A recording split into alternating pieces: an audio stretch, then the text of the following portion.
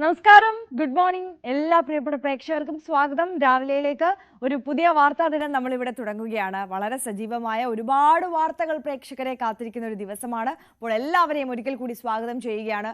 എല്ലാ പ്രിയപ്പെട്ട പ്രേക്ഷകർക്കും ഒരു നല്ല ദിവസം ആശംസിച്ചുകൊണ്ട് നമ്മൾ ഈ വാർത്താ ദിനം ആരംഭിക്കുകയാണ്. അപ്പോൾ ആദ്യം നമുക്ക് തലക്കെട്ടുകൾ നോക്കി തുടങ്ങാം. 2 വർഷം നീണ്ട ഇസ്രായേൽ ഹമാസ് യുദ്ധത്തിന് അവസാനം. സമാധാന കരാറിൽ ഒപ്പുവെച്ച് ലോക നേതാക്കൾ. ഉച്ചകോടിയിൽ പങ്കെടുക്കാതെ Benjamin Netanyahu. India is a great country with a very good friend of mine at the top, and he's just done a fantastic job. And I think that Pakistan and India are going to live very nicely together.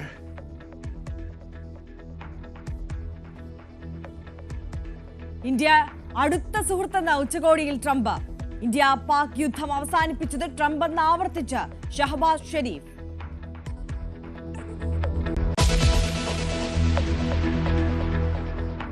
കോൺഗ്രസിന്റെ വിശ്വാസ സംരക്ഷണ യാത്രകൾ ഇന്നു മുതൽ കാസർഗോഡ്, പാലക്കാട്, മൂവാറ്റുപുഴ, തിരുവനന്തപുരം എന്നിവിടങ്ങളിൽ നിന്ന് തുടക്കം. മേഖലാ ജാഥകൾ 18-ന് പന്തളത്ത് സമ്മേളിക്കും. സ്വർണ്ണ കവർച്ച കേസിൽ FIR സമർപ്പിച്ച് പ്രത്യേക അന്വേഷണ സംഘം.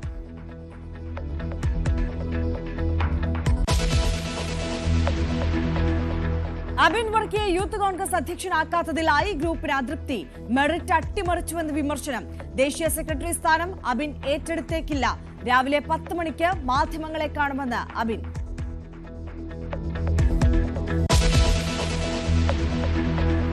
നെന്മാറയിലെ സജിത കൊലപാതക കേസിൽ വിധി ഇന്ന്. പ്രതി ബോയൻ കോളനി സ്വദേശി ചെന്താമര. സജിതയെ കൊലപ്പെടുത്തിയത് 2019 ഓഗസ്റ്റ് 31-ന്. വിസ്തരിച്ചത് ചെന്താമരയുടെ ഭാര്യയും മക്കളും ഉൾപ്പെടെ 44 സാക്ഷികളെ. പ്രതി നിലവിൽ സജിതയുടെ ഭർത്താവിനെയും അമ്മയെയും കൊന്ന കേസിൽ റിമാൻഡിൽ. വെസ്റ്റ് ഇൻഡീസിനെതിരായ ടെസ്റ്റ് പരമ്പര തൂത്തുവാരാൻ ഇന്ത്യ. ജയം 58 റൺസ് അകലെ. ക്രീസിൽ സായി സുദർശനും KL രാഹുലും.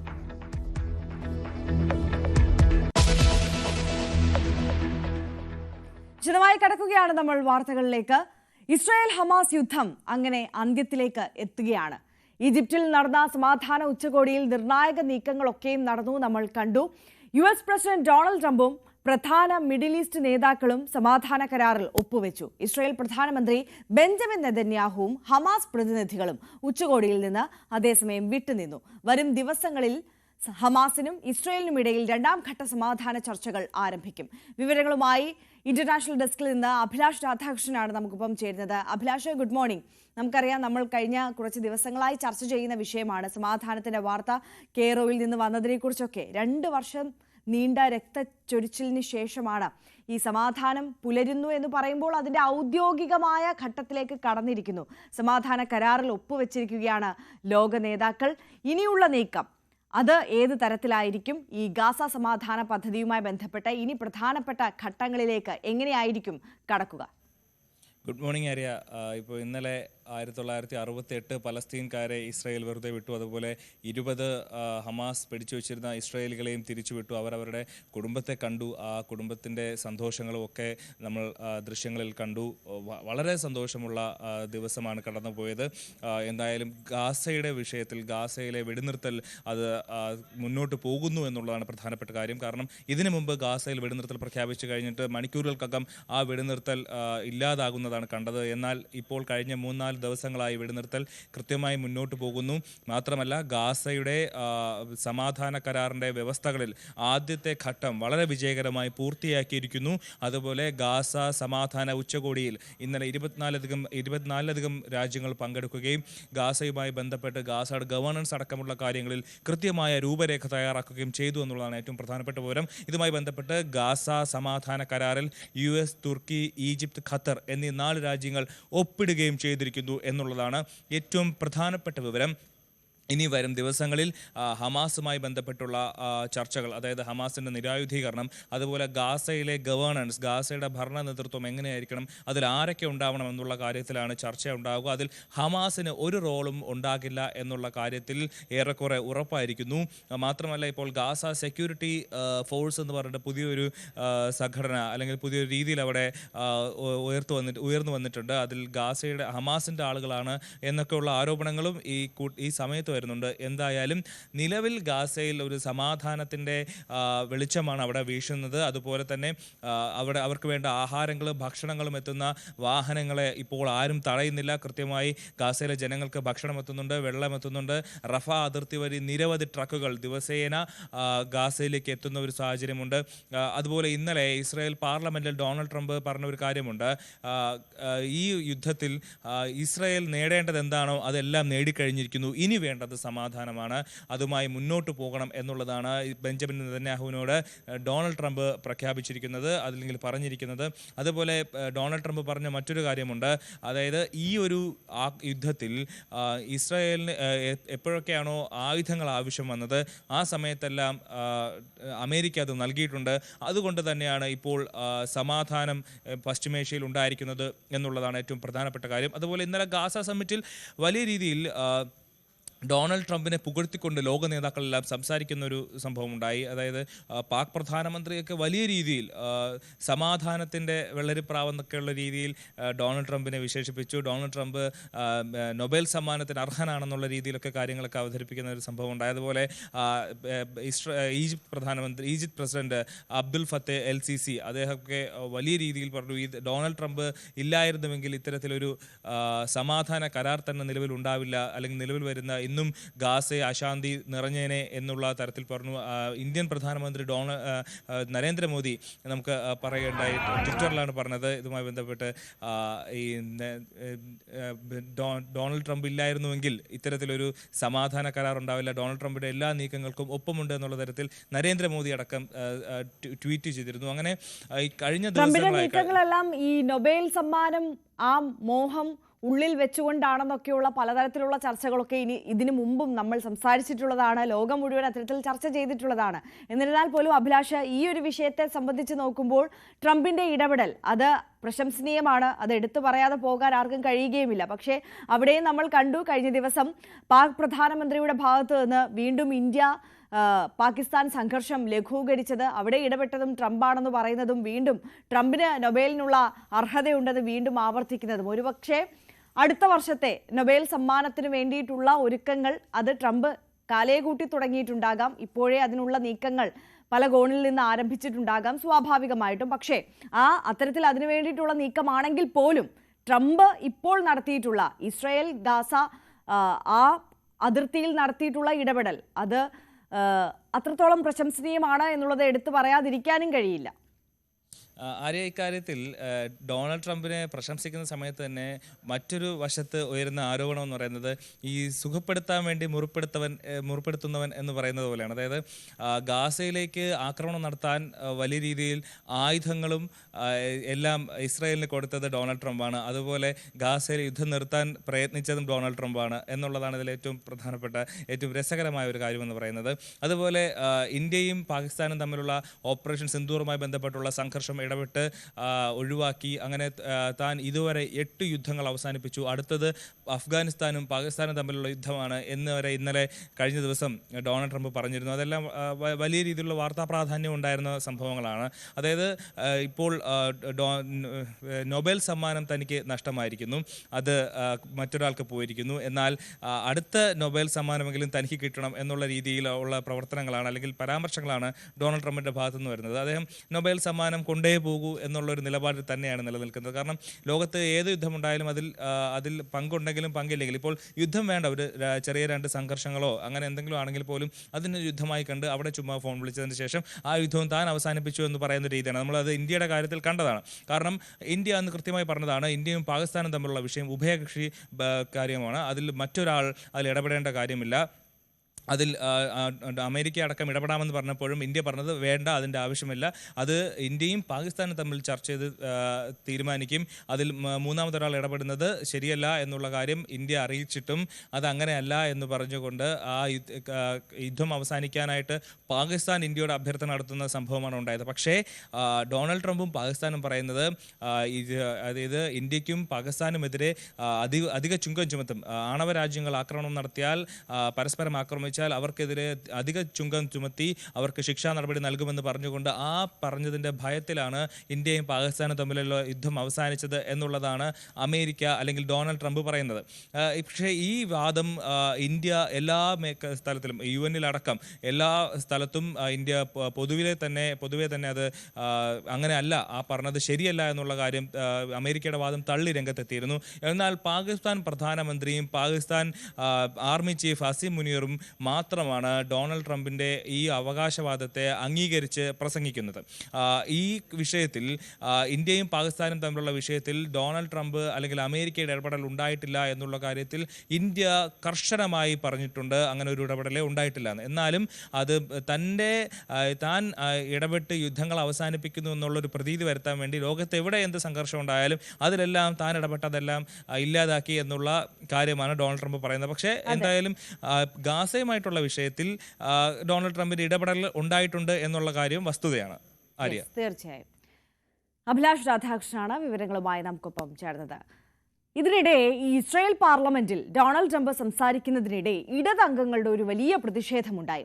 പലസ്തീന് സ്വാതന്ത്ര്യം നൽകണമെന്നാവശ്യപ്പെട്ടാണ് ഇടതംഗങ്ങളായ ഐമൻ ഒദെ, ഒഫേർ കാസിഫ് എന്നിവർ ട്രംപിന് മുന്നിൽ പ്രതിഷേധിച്ചത്. ഗാസയിൽ നടന്നത് വംശഹത്യയാണെന്നും ഇസ്രായേലി നേതാക്കൾ വിളിച്ചു പറഞ്ഞു.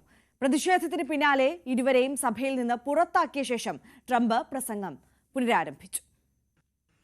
He's just a great guy. Everybody loved him. Everybody. I mean, I know some negotiators that are so good, but you wouldn't have had peace in the Middle East. You would be in World War III right now with some of these guys. Everybody loves Steve, and they respect him, and they somehow can relate to him. I've known him for many years, and I've seen it over and over again. להוציא את חבר הכנסת עודה, להוציא אותו מהאולם, להוציא אותו מיד, החוצה. Please expel this Knesset member. Please expel this Knesset member.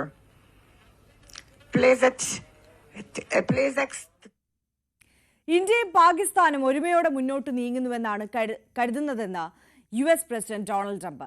ഈജിപ്തിൽ നടന്ന Gaza സമാധാന ഉച്ചകോടിക്കിടെയായിരുന്നു ട്രംപിന്റെ ഈ പരാമർശം. India US-ന്റെ അടുത്ത സുഹൃത്താണെന്നും അദ്ദേഹം കൂട്ടിച്ചേർക്കുകയുണ്ടായി. India is a great country with a very good friend of mine at the top, and he's just done a fantastic job. And I think that Pakistan and India are going to live very nicely together, right? That's not a very... They are. And they're two great, I'd say, leaders, great leaders as far as I'm concerned. ഇതിനിടെ നേരത്തെ നമ്മൾ സൂചിപ്പിച്ചതുപോലെ തന്നെ ഇന്ത്യക്കും പാകിസ്ഥാനും ഇടയിലെ സംഘർഷം അത് ലഘൂകരിക്കാൻ ഇടപെട്ടതും ട്രംപാണെന്ന് വീണ്ടും പാക് പ്രധാനമന്ത്രി പറയുന്ന ഒരു സാഹചര്യമുണ്ടായി. ഇന്ത്യക്കും പാകിസ്ഥാനും ഇടയിലെ യുദ്ധം അവസാനിപ്പിച്ചത് US പ്രസിഡന്റ് ഡൊണാൾഡ് ട്രംപ് എന്ന് ആവർത്തിക്കുകയായിരുന്നു പാകിസ്ഥാൻ പ്രധാനമന്ത്രി ഷഹബാസ് ഷെരീഫ്. ഈജിപ്തിലെ ഗാസ സമാധാന ഉച്ചകോടിക്കിടെയായിരുന്നു ഷഹബാസ് ഷെരീഫിന്റെ ഈ പ്രസ്താവന. ട്രംപിന്റെ സമാധാന ശ്രമങ്ങൾക്ക് പാകിസ്ഥാൻ അദ്ദേഹത്തെ നൊബേൽ പുരസ്കാരത്തിന് നാമനിർദ്ദേശം ചെയ്തിരുന്നതായും പാക് പ്രധാനമന്ത്രി പറഞ്ഞു. I would say that Pakistan had nominated President Donald Trump for Nobel Peace Prize for his outstanding, extraordinary contributions to first stop war between India and Pakistan and then achieve ceasefire along with his very wonderful team. നീണ്ട നാളത്തെ ശ്രമത്തിന് ശേഷമാണ് ഈ Gaza സമാധാന കരാറിലേക്ക് ഇരു വിഭാഗങ്ങൾക്കും, ഇസ്രയേലിനായിക്കോട്ടെ ഹമാസിനായിക്കോട്ടെ, എത്താൻ സാധിക്കുന്നത് എന്നുള്ളത് നമുക്കറിയാം. പക്ഷെ അപ്പോഴും പല ആശങ്കകളും സംശയങ്ങളും അവിടെ നിലനിൽക്കുകയാണ്. ഈ സമാധാന ഉച്ചകോടിയിലൂടെ ഇസ്രായേൽ ഗാസ പ്രശ്നത്തിന് പൂർണ്ണമായും പരിഹാരമാകുമെന്ന് കരുതാൻ കഴിയുമോ എന്നുള്ള ചോദ്യം അവിടെ അവശേഷിക്കുന്നുണ്ട്. ഗാസ വിട്ടു നൽകാൻ ഹമാസ് തയ്യാറാകുമോ എന്ന സംശയമാണ് ഇപ്പോൾ ബലപ്പെടുന്നത്. വെടിനിർത്തൽ പ്രാബല്യത്തിൽ വന്നതിനു ശേഷം ഗാസയിലെ ഹമാസിന്റെ ഇടപെടലുകളാണ് ഈ സംശയത്തിന് ആധാരമാകുന്നത്. ഗാസയുടെ തെരുവുകളിൽ ഹമാസ് വീണ്ടും പ്രത്യക്ഷപ്പെട്ടു തുടങ്ങിയിരിക്കുന്നു. വെടിനിർത്തലിന് ശേഷം ഗാസയിൽ സംഭവിക്കുന്നത് എന്താണ് എന്നുള്ളത് നമുക്കിനി ഒന്ന് പരിശോധിക്കാം. ഹമാസിനെ പൂർണ്ണമായും വിശ്വസിക്കാനാകുമോ എന്നുള്ളതാണ് നമുക്ക് മുന്നിലെ ചോദ്യം. സമാധാന ഉച്ചകോടിയിലൂടെ ഇസ്രായേൽ ഗാസ പ്രശ്നത്തിന് പരിഹാരമാകുമെന്ന് കരുതുമ്പോഴും ഗാസ വിട്ടു നൽകാൻ ഹമാസ് തയ്യാറാകുമോ എന്ന സംശയം ബലപ്പെടുകയാണ്. വെടിനിർത്തൽ പ്രാബല്യത്തിൽ വന്നതിനു ശേഷം ഗാസയിലെ ഹമാസിന്റെ ഇടപെടലുകളാണ് ഈ സംശയത്തിന് ആധാരം. ഗാസയുടെ തെരുവുകളിൽ ഹമാസ് വീണ്ടും പ്രത്യക്ഷപ്പെട്ടു തുടങ്ങി. വെടിനിർത്തലിന് ശേഷം ഗാസയിൽ സംഭവിക്കുന്നത് എന്താണ്? ഹമാസിനെ പൂർണ്ണമായും വിശ്വാസത്തിലെടുക്കാമോ? വിശദമായി നോക്കാം. ഗാസയുടെ തെരുവുകളിൽ ഹമാസ് വീണ്ടും പ്രത്യക്ഷപ്പെട്ടതിന്റെയും അതിനെ എതിർത്ത് പോരാടിയ 3 സായുധ സംഘങ്ങളിൽ 2 നിശബ്ദരാകുന്നുവെന്നതുമാണ് അവിടെ നിന്നുമുള്ള പുതിയ വാർത്തകൾ. കഴിഞ്ഞ ദിവസങ്ങളിൽ ഗാസയിലെ തെരുവുകളിൽ മുഖംമൂടി ധരിച്ച പുരുഷന്മാർ കാണപ്പെട്ടു. ചിലർ യൂണിഫോമിലും ഭൂരിഭാഗം സിവിലിയൻ വസ്ത്രങ്ങളിലുമായാണ് കാണപ്പെട്ടത്. ചിലർ മധുരപലഹാരം വിതരണം ചെയ്തു. ചിലർ മറ്റുള്ളവർക്ക് കാവൽ നിൽക്കുന്നു. വെടിനിർത്തൽ പ്രാബല്യത്തിൽ വന്ന് 24 മണിക്കൂറിനുള്ളിൽ ഹമാസുമായി ബന്ധപ്പെട്ട് മാധ്യമങ്ങൾ പ്രസിദ്ധീകരിച്ച ദൃശ്യങ്ങൾ ഇവയാണ്. ഒപ്പം സുരക്ഷാ സേനയെ സ്ട്രിപ്പിലുടനീളം വിന്യസിച്ചതായി അവകാശപ്പെടുന്ന ഹമാസ് പോലീസിന്റെയും ആഭ്യന്തര മന്ത്രാലയത്തിന്റെയും പ്രഖ്യാപനങ്ങളും ഉണ്ടായിരുന്നു. ഗാസ സിറ്റിയിൽ ഹമാസും ദുഖ്മുഖ് കുടുംബത്തിലെ സായുധാംഗങ്ങളും തമ്മിൽ രൂക്ഷമായി ഏറ്റുമുട്ടി. ഈ ഏറ്റുമുട്ടലിൽ 27 പേർ കൊല്ലപ്പെട്ടതായാണ് കണക്ക്. എൻക്ലേവിലെ പ്രധാന ഇസ്രായേലി പ്രവർത്തനം അവസാനിച്ചതിനു ശേഷമുണ്ടായ ഏറ്റവും അക്രമാസക്തമായ ആഭ്യന്തര ഏറ്റുമുട്ടലുകളിൽ ഒന്നാണ് ഇത്. നഗരത്തിലെ ജോർദാനിയൻ ആശുപത്രിക്ക് സമീപം മുഖംമൂടി ധരിച്ച ഹമാസ് തോക്കുധാരികൾ വംശീയ പോരാളികളുമായി വെടിയുതിർത്തതായി ദൃക്സാക്ഷികൾ പറഞ്ഞു. വാരാന്ത്യത്തിൽ ഗാസ നെറ്റ്വർക്കുകൾ ആയുധധാരികളായ മുഖംമൂടി ധരിച്ച ഒരാൾ താമസക്കാരനെ കാലിൽ വെടിവെക്കുന്നതിന്റെ ദൃശ്യങ്ങളും പ്രചരിക്കുന്നുണ്ട്. ഇസ്രായേലുമായി സഹകരിച്ചവരോ മാനുഷിക സഹായം തേടിയവരോ ആയവർക്കെതിരെ യുദ്ധത്തിൽ ഹമാസ് ഉപയോഗിച്ചിരുന്ന ഒരു രീതിയാണ് ഇത്. അതേസമയം ഖാൻ യൂനിസിൽ ഹമാസിനെതിരെ പോരാടിയ ഒരു സായുധ സംഘടനയിലെ നേതാവ് ടൈംസ് ഓഫ് ഇസ്രായേലിനോട് പറഞ്ഞത് ഹമാസ് തീർന്നു എന്നാണ്. ഹമാസ് യഥാർത്ഥത്തിൽ സാന്നിധ്യമുണ്ടായിരുന്നുവെങ്കിൽ, അവർക്ക് യഥാർത്ഥ ശക്തി ഉണ്ടായിരുന്നുവെങ്കിൽ അവർ സിവിലിയൻ വസ്ത്രങ്ങളിലും മുഖംമൂടി ധരിച്ചും പുറത്തിറങ്ങാറില്ലായിരുന്നുവെന്നാണ് പറഞ്ഞത്. 5-10 പേർ ഒരേ സ്ഥലത്ത് പ്രത്യക്ഷപ്പെടുന്നു. അതവർ ചിത്രീകരിക്കുന്നു. അവിടെ ഉണ്ടെന്ന് അവർ നടിക്കുകയാണ്. എന്നാൽ ടൈംസ് ഓഫ് ഇസ്രായേലിനോട് സംസാരിച്ച മറ്റുള്ളവർ പരിമിതമായ ശേഷിയിലാണെങ്കിലും ഹമാസ് ഗാസയിലെ തെരുവുകളിലേക്ക് മടങ്ങി വരുന്നതായി സ്ഥിരീകരിച്ചു. രാജ്യം വീണ്ടും ഹമാസിന്റെ ഭീകരഭരണത്തിലേക്ക് മടങ്ങി വരുമെന്ന ഭയവും അവർ പ്രകടിപ്പിച്ചു. യുദ്ധം അവസാനിച്ചു കഴിഞ്ഞാൽ ഗാസ ആര് ഭരിക്കുമെന്ന് വെടിനിർത്തൽ കരാറിന്റെ ആദ്യഘട്ടത്തിൽ പരാമർശിക്കുന്നില്ല. ഹമാസിനെയോ പലസ്തീൻ അതോറിറ്റിയെയോ ഒരു പങ്കും വഹിക്കാൻ അനുവദിക്കില്ലെന്ന് ഇസ്രായേൽ പ്രധാനമന്ത്രി ബെഞ്ചമിൻ നെതന്യാഹു പ്രഖ്യാപിച്ചിട്ടുണ്ട്. പലസ്തീൻ അതോറിറ്റിയുമായുള്ള സംഭാഷണത്തിൽ നിന്ന് ഉയർന്നുവരുന്ന ഒരു പലസ്തീൻ സാങ്കേതിക സംഘടനയെ അംഗീകരിക്കുമെന്ന് ഹമാസ് അറിയിച്ചിട്ടുണ്ട്. എന്നാലും ഹമാസ് ആയുധം താഴെവെക്കില്ലെന്ന് നിരവധി ഹമാസ് വക്താക്കൾ പ്രഖ്യാപിച്ചു കഴിഞ്ഞു. ഹമാസ് പോലീസ് ഇപ്പോഴും ഗാസയിൽ പട്രോളിംഗ് നടത്തുന്നുണ്ട്. ഗാസ മുനിസിപ്പാലിറ്റികൾ ഇപ്പോഴും ഹമാസിന്റെ നിയന്ത്രണത്തിലാണ്. അവശിഷ്ടങ്ങൾ നീക്കം ചെയ്യാനും സിവിലിയൻ സഞ്ചാരത്തിനായി റോഡുകൾ വീണ്ടും തുറക്കാനും തുടങ്ങിയിട്ടുണ്ട്. ഗാസ നഗരത്തിലെ തെരുവുകളിൽ പട്രോളിംഗ് നടത്തുന്നതിനിടെ ഖത്തറിന്റെ അൽ അറബി ടിവിയോട് സംസാരിച്ച ഒരു ഹമാസ് ഉദ്യോഗസ്ഥൻ പറഞ്ഞത് ഇങ്ങനെയാണ്: ഗാസ നിവാസികൾക്ക് സംരക്ഷണം അനുഭവപ്പെടുന്നതുവരെ നിയന്ത്രണം പുനഃസ്ഥാപിക്കുക എന്നതാണ് അടിസ്ഥാന ദൗത്യം. ബുദ്ധിമുട്ടുകളിൽ നിന്നും തടസ്സപ്പെട്ട റോഡുകളിൽ നിന്നും തന്നെ ഉപദ്രവിക്കാൻ ശ്രമിക്കുന്ന ആരിൽ നിന്നും സംരക്ഷണം നൽകും. ഗാസയിൽ നിന്ന് പലായനം ചെയ്തവരിൽ നിന്ന് ആയുധം കണ്ടുകെട്ടുകയാണ് ഹമാസിന്റെ ഇപ്പോഴത്തെ മറ്റൊരു ജോലി. മരിച്ചവരുടെ കുടുംബങ്ങൾക്ക് സന്ദേശങ്ങൾ എത്തിക്കുകയും തർക്കങ്ങളിൽ മധ്യസ്ഥത വഹിക്കുകയും ചെയ്യുന്നു ഹമാസ്. ഹമാസിന്റെ പുനർവിന്യാസം സ്ട്രിപ്പിന്റെ ഭൂരിഭാഗവും വ്യാപിച്ചിട്ടുണ്ടെന്ന് ഒരു ഓഫീസർ അവകാശപ്പെട്ടു. ഇസ്രായേൽ സൈന്യം പിൻവാങ്ങിയ സ്ഥലങ്ങളിൽ ഹമാസ് തമ്പടിക്കുന്നുവെന്ന് പ്രാദേശിക മാധ്യമങ്ങൾ റിപ്പോർട്ട് ചെയ്യുന്നു. വെടിനിർത്തൽ കരാറിന് തൊട്ടുമുൻപ് ഗാസയ്ക്കുള്ളിൽ നിരവധി സായുധ സംഘങ്ങൾ ഹമാസിനെതിരെ പോരാടുകയായിരുന്നു. അവയിൽ 2 പ്രവർത്തിച്ചത് ഇസ്രായേലിന്റെ സഹായത്തോടെയായിരുന്നു. യാസർ അബു ഷബാബിന്റെ നേതൃത്വത്തിൽ കിഴക്കൻ റഫയിലും മറ്റൊന്ന് ഹുസാം അൽ അസ്തലത്തിന്റെ കീഴിലുള്ള ഖാൻ യൂനിസിലുമാണ്.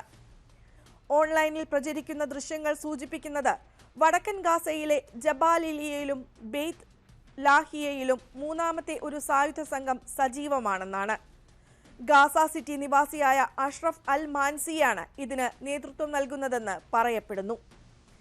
ഇസ്രായേലുമായുള്ള ബന്ധം വ്യക്തമല്ലെങ്കിലും അബു ഷബാബിന്റെ ഗ്രൂപ്പിലെ ഒരു മുതിർന്ന വ്യക്തി ടൈംസ് ഓഫ് ഇസ്രായേലിനോട് സ്ഥിരീകരിച്ചത് അൽ മാൻസിയുടെ വിഭാഗം വടക്കൻ ഗാസയിൽ പോപ്പുലർ ഫോഴ്സിന്റെ ഭാഗമായി പ്രവർത്തിക്കുന്നുണ്ടെന്നാണ്. ഖാൻ യൂണിസിലെ അൽ അസ്തലിന്റെ ഗ്രൂപ്പിന് സമാനമായ മാതൃകയിലാണ് ഇത് പ്രവർത്തിക്കുന്നത്. വെടിനിർത്തലിന് ദിവസങ്ങൾക്ക് മുമ്പ് പടിഞ്ഞാറൻ ഖാൻ യൂണിസിലെ അൽ മവാസി പ്രദേശത്ത് ഇസ്രായേൽ സഹായത്തോടെ അൽ അസ്തലിന്റെ പോരാളികൾ ഹമാസുമായി പരസ്യമായി ഏറ്റുമുട്ടിയിരുന്നു. പരസ്യമായി അവർ നടത്തുന്ന ഇത്തരത്തിലുള്ള ആദ്യ ഏറ്റുമുട്ടലായിരുന്നു അത്.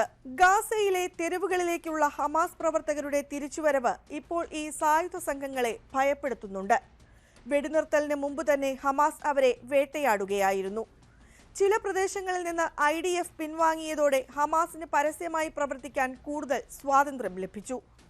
ആഭ്യന്തര സുരക്ഷയും സൈനിക വിഭാഗത്തിന്റെ രഹസ്യാന്വേഷണ വിഭാഗവും ഉൾപ്പെടെയുള്ള ഹമാസ് സുരക്ഷാ സേന ജബാലിലിയയിലും ജബാലിയ അഭയാർത്ഥി ക്യാമ്പിലും വീണ്ടും വിന്യസിച്ചിട്ടുണ്ടെന്ന് സൗദി ദിനപത്രമായ അർഷക് അൽ ഔസത്ത് റിപ്പോർട്ട് ചെയ്തു. വെടിനിർത്തൽ പ്രകാരം ഇസ്രായേൽ പിൻവാങ്ങിയ പ്രദേശങ്ങളാണ് ഇവ. റിപ്പോർട്ട് അനുസരിച്ച് ഹമാസ് പോരാളികൾ അവിടെ സായുധ സേനാംഗങ്ങളെ പിന്തുടരുകയും അറസ്റ്റ് ചെയ്യുകയും കൊല്ലുകയും ചെയ്തിട്ടുണ്ട്. ഗാസയിൽ നിന്ന് മുമ്പ് പലായനം ചെയ്തവരും ഹമാസ് അധികാരത്തിൽ തിരിച്ചെത്തുമെന്ന് ഭയപ്പെടുന്നുണ്ട്. ഹമാസിന് പുറത്തുനിന്ന് ഫണ്ട് വരുന്നുണ്ടെന്നും ഇവർ പറയുന്നു. അതിനാൽ ഹമാസ് ഗാസ ഉപേക്ഷിച്ചു പോകില്ലെന്നും വിശ്വസിക്കുന്നവരാണ് അധികവും. സുവി വിശ്വനാഥൻ തയ്യാറാക്കിയ എക്സ്പ്ലെയിനറാണ് പ്രേക്ഷകർ കണ്ടത്. ജാർഖണ്ഡിൽ 3 പോലീസ് ഉദ്യോഗസ്ഥർ ബോംബ് സ്ഫോടനത്തിൽ കൊല്ലപ്പെട്ട സംഭവത്തിലെ പ്രതിയെ NIA സംഘം മൂന്നാറിൽ നിന്നും അറസ്റ്റ് ചെയ്തു. ജാർഖണ്ഡ് സ്വദേശി സഹൻ ടുറ്റി ദിനബു എന്ന യുവാവിനെയാണ് ഗൂഡാർവിള എസ്റ്റേറ്റിൽ നിന്നും NIA റാഞ്ചി യൂണിറ്റിൽ നിന്നുള്ള സംഘം ഇന്നലെ രാത്രിയിൽ അറസ്റ്റ് ചെയ്തത്. പ്രിൻസ് ജെയിംസ് ഉണ്ട് കൂടുതൽ വിവരങ്ങളുമായി. Prince, ഇതെങ്ങനെയായിരുന്നു NIA operation? 2021 ഈ കേസിനാസ്പദമായ സംഭവം നടക്കുന്നത്. ഈ 3 പോലീസുകാരാണ് സംഭവത്തിൽ മരണപ്പെട്ടത്. ഈ സംഭവത്തിലെ കേസിലെ 33ാമത്തെ പ്രതിയാണ് അറസ്റ്റിലായ സഹൻ ടുട്ടി ദിനബു. ഇയാൾ ഭാര്യയും താമസിച്ചു വരികയായിരുന്നു. ഈ സംഭവത്തിന് ശേഷം മൂന്നാറിലേക്ക് എത്തിയതായിരുന്നു. ഇവിടെ തോട്ടം തൊഴിലാളിയായിട്ടൊക്കെ ജോലി ചെയ്തു വരികയായിരുന്നു. മൂന്നാറിലെ ഏലത്തോട്ടങ്ങളൊക്കെ തിരിച്ചാണ് ഇയാൾ ജോലി ചെയ്തത്. ഒപ്പം കുട്ടി ഇവിടെയുള്ള സ്കൂളിൽ പഠിക്കുകയുമായിരുന്നു. ഇന്നലെ രാത്രിയിൽ റാഞ്ചിയിൽ നിന്നുള്ള NIA സംഘം ഇവിടെ എത്തുകയും അന്വേഷണ സംഘം എത്തുകയും അറസ്റ്റ് ചെയ്യുകയായിരുന്നു. കൂടുതൽ വിവരങ്ങളൊന്നും നമുക്ക് ലഭ്യമായിട്ടില്ല. എന്തായാലും ഈ സംഭവത്തിൽ 33ാമത്തെ പ്രതിയാണ് അറസ്റ്റിലായ സഹൻ ആര്യ. യെസ്, പ്രിൻസ് ജെയിംസ് ആണ് വിവരങ്ങൾ പങ്കുവച്ചത്. ജാർഖണ്ഡിൽ 3 പോലീസ് ഉദ്യോഗസ്ഥർ ബോംബ് സ്ഫോടനത്തിൽ കൊല്ലപ്പെട്ട സംഭവത്തിലെ പ്രതിയെയാണിപ്പോൾ NIA സംഘം മൂന്നാറിൽ നിന്ന് അറസ്റ്റ് ചെയ്തിട്ടുള്ളത്. ജാർഖണ്ഡ് സ്വദേശിയായിട്ടുള്ള സഹൻ ടുട്ടി ദിനബു എന്ന യുവാവിനെയാണ് ഗൂഡാർവിള എസ്റ്റേറ്റിൽ നിന്നും NIA സംഘം അറസ്റ്റ് ചെയ്തിരിക്കുന്നത് ഇന്നലെ രാത്രി. കൊല്ലം കൊട്ടാരക്കര ഇരുകുന്നം പേപ്പട്ടി ഭീതിയിലാണ്. നിരവധി പ്രദേശവാസികളെയും വളർത്തുമൃഗങ്ങളെയും കടിച്ച നായയ്ക്ക് പേവിഷബാധ സ്ഥിരീകരിച്ചു. ചത്ത നിലയിൽ കണ്ടെത്തിയ നായയെ നാട്ടുകാർ കുഴിച്ചിട്ടിരുന്നു. ഇതിനെ പോലീസും പൊതുപ്രവർത്തകരും ഇടപെട്ട് മണ്ണുമാന്തി പുറത്തെടുത്ത് പരിശോധിച്ചപ്പോഴാണ് പേവിഷബാധ സ്ഥിരീകരിച്ചത്. പ്രദേശത്ത് ജാഗ്രതാ നിർദ്ദേശം പുറപ്പെടുവിച്ചിട്ടുണ്ട്. നിരവധി പേർ ആരോഗ്യവകുപ്പിന്റെ നിരീക്ഷണത്തിലാണ്.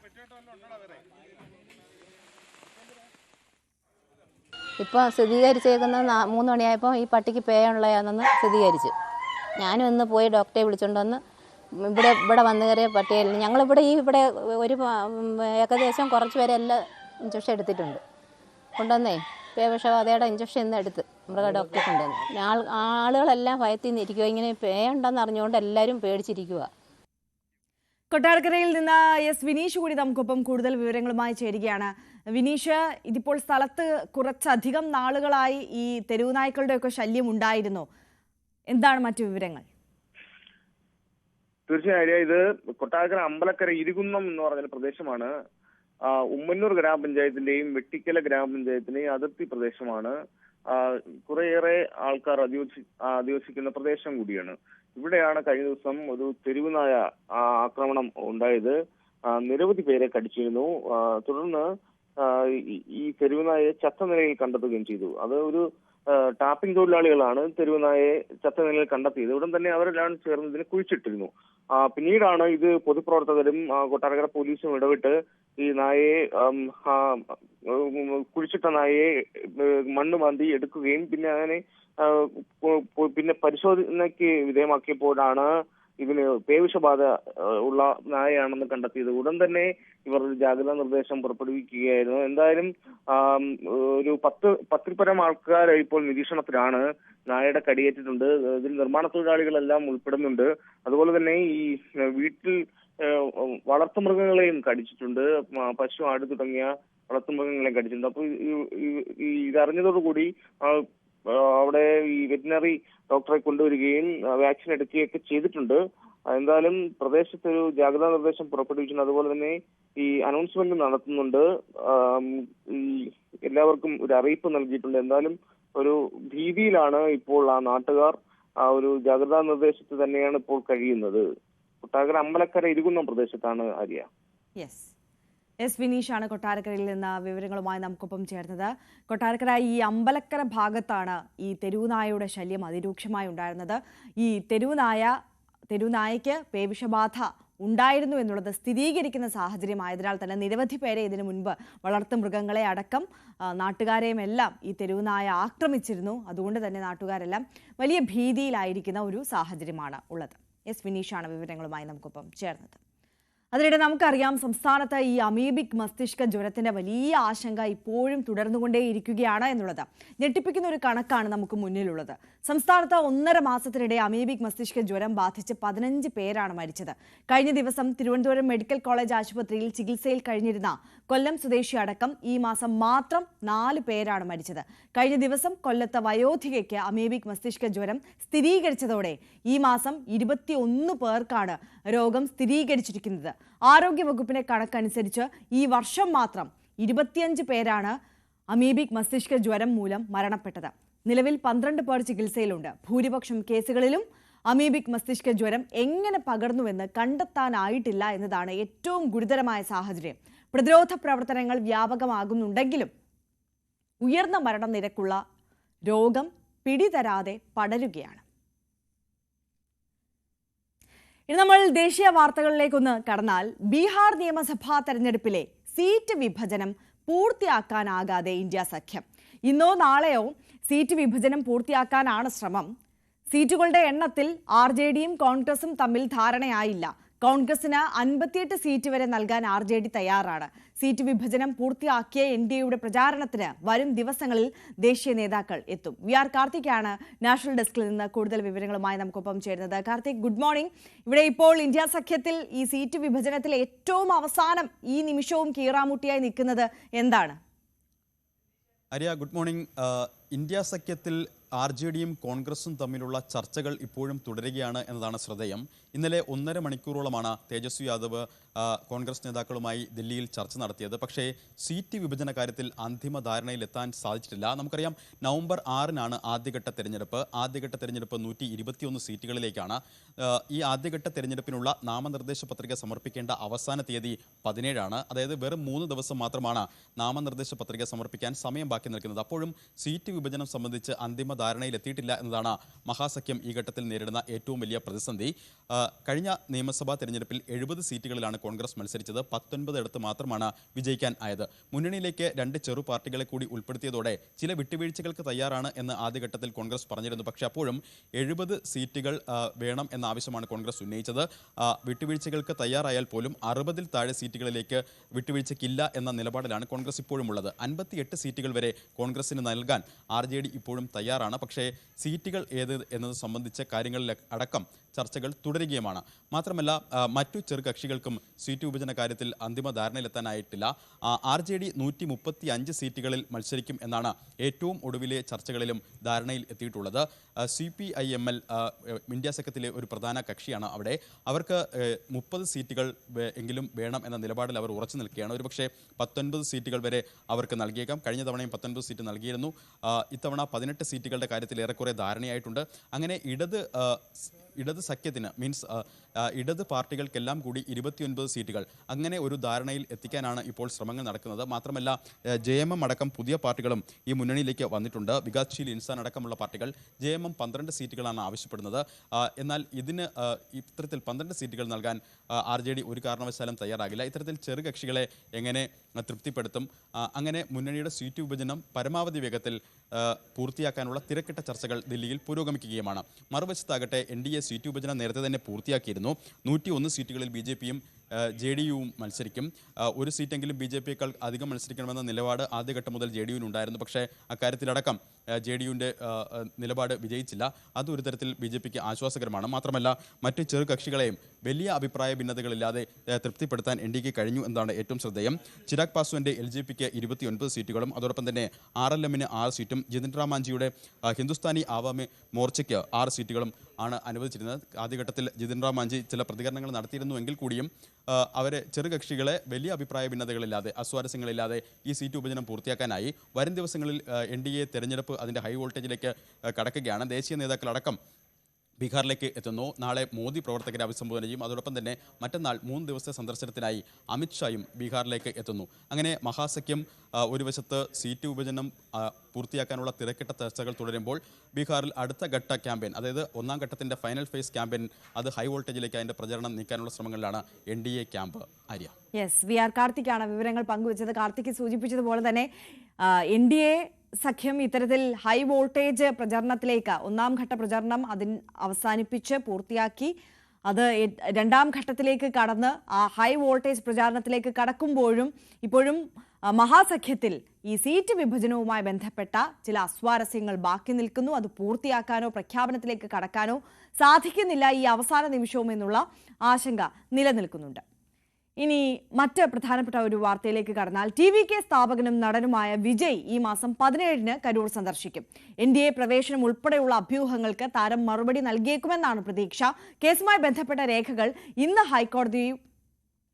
ഹൈക്കോടതിയിൽ SIT സംഘത്തിൽ നിന്നും സർക്കാരിന്റെ ജുഡീഷ്യൽ സംഘത്തിൽ നിന്നും CBI ഏറ്റുവാങ്ങും. കരൂർ ദുരന്തവുമായി ബന്ധപ്പെട്ട എല്ലാ രേഖകളും കൈവിട്ടു പോകുന്നതോടെ DMK സർക്കാർ വൻ പ്രതിരോധത്തിലാകും. VR കാർത്തിക് നമുക്കൊപ്പം തുടരുന്നുണ്ട്. കാർത്തിക്, ഈ കരൂർ സന്ദർശനത്തിന് ഒരുങ്ങുകയാണ് വിജയ് എന്നുള്ളതാണ് ഏറ്റവും പ്രധാനപ്പെട്ട വിഷയം ഒന്ന് ഇതിലെ. അപ്പോൾ വീണ്ടും കരൂരിൽ എത്തുന്നതോടുകൂടി നഷ്ടമായ ഇമേജ് തിരിച്ചു പിടിക്കാൻ കഴിയുമെന്നുള്ള പ്രതീക്ഷ വിജയ്ക്കുണ്ടോ? സെപ്റ്റംബർ 27-ന് കരൂർ ദുരന്തം നടക്കുന്നു. അതിനുശേഷം വിജയ് അധികം താമസിക്കാതെ വീട്ടിലേക്ക് മടങ്ങുന്നു.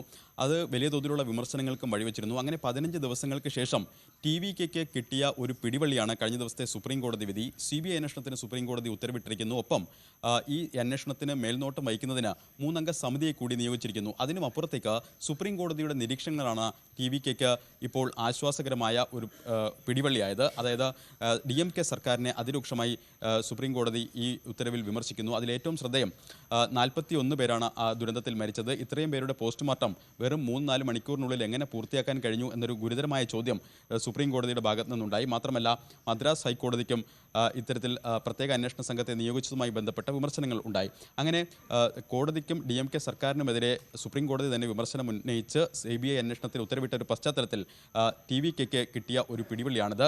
സ്വാഭാവികമായും CBIയുടെ അന്തിമ അന്വേഷണ റിപ്പോർട്ട് വരുന്നതുവരെ ഇക്കാര്യം ചൂണ്ടിക്കാട്ടി തമിഴക വെട്രിക്കഴകത്തിന് പ്രതിരോധിക്കാം.